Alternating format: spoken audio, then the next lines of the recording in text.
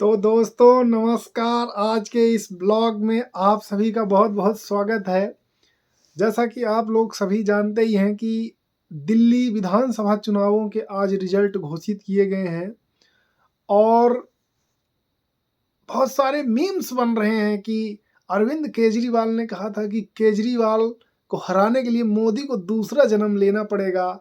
तो आज इस मौके पर शायद केजरीवाल भी सोच रहे होंगे कि मैंने बहुत ही गलत चीज़ बोल दी थी और अब केजरीवाल को हो सकता है कि मोदी जी को हराने के लिए कहीं दूसरा जन्म नहीं तीसरा जन्म भी लेना पड़ जाए।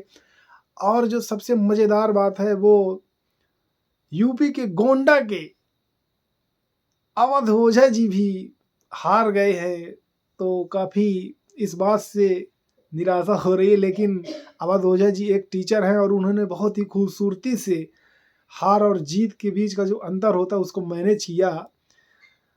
और आम आदमी पार्टी के लगभग जितने बड़े बड़े नेता थे, जो गद्दावर जो सीएम की रेस में थे, वो सभी हार गए हैं। सीएम जो वर्तमान में भावी सीएम थी वो सीएम आतिशी को छोड़ के पुराने जितने भी नेता थे वो सभी हार चुके हैं। चाहे वो मनीष सिसोदिया हों, चाहे वो अरविंद केजरीवाल हों, चाहे वो भारद्वाज हों और बड़े बड़े नेता। तो आम आदमी पार्टी की दिल्ली में बहुत ही खराब स्थिति रही इस विधानसभा चुनाव में। और बीजेपी स्वतंत्रता भारत के स्वतंत्रता इतिहास में दूसरी बार दिल्ली में सरकार बनाने जा रही है और बहुत सारे मीम्स की बौछार हो रही है दिल्ली में आम आदमी पार्टी के हार के बाद।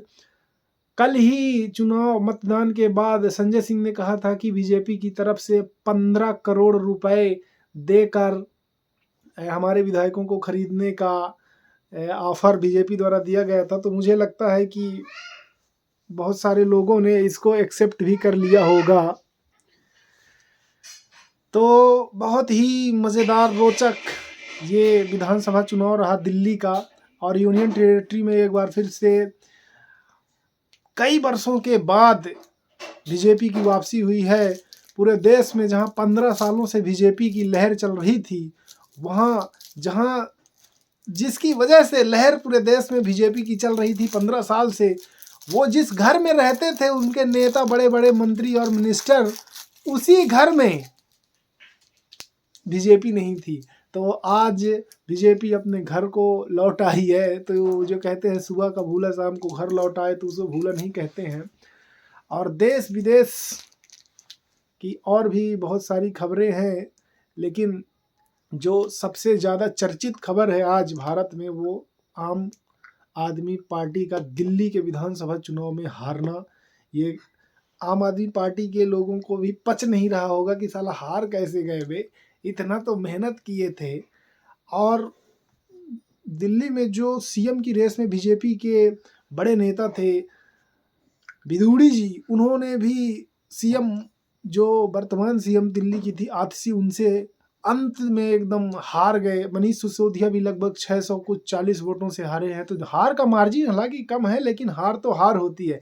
और हमारी बिटिया भी काफ़ी एकदम बीजेपी के उम्मीदवार जो जीत गए उनको आशीर्वाद दे रही है। तो बेटा तुम बताओ, तुम्हारे प्रधानमंत्री कौन है? बताओ, प्रधानमंत्री को जानती हो? नहीं जानती हो, झूठ बोलती हो। तो आप सभी लोगों को बहुत बहुत धन्यवाद।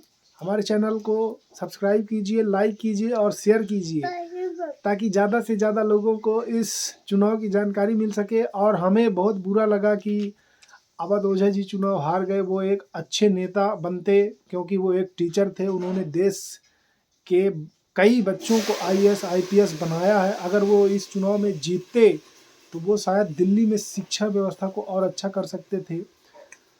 अब उनका क्या होगा ये तो आगे चलकर ही पता चलेगा। लेकिन अवध ओझा जी का हारना एक नेता के तौर पे बहुत मतलब पढ़ा लिखा नेता अगर हमारे बीच होता तो बहुत अच्छी बात होती।